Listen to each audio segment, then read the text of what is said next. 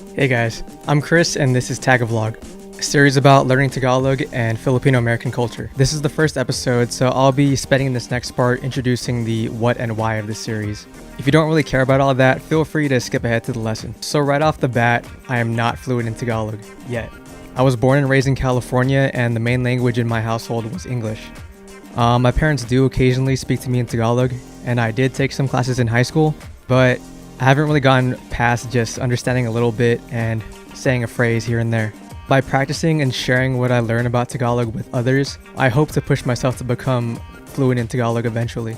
I also want to get closer to my Filipino roots and help make the culture more visible. So in addition to language lessons, I hope to cover more related topics. If any of that sounds interesting to you, please hit the subscribe button below and I'll get started with the first lesson.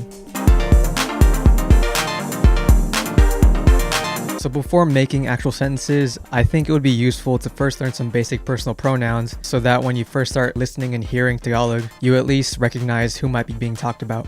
First is the word ako, which means I. You might hear this in sentences like Filipino ako or Tumakbo ako sa escuela. You might not yet understand what these sentences mean, but just try to hear the pronoun being used and think about who is being referred to. To refer to you can say either Ikaw or ka.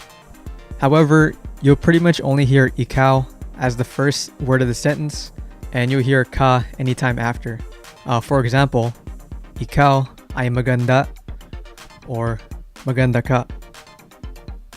Now in English, we would say either he or she when referring to someone else, but in Tagalog, there's only one word, siya.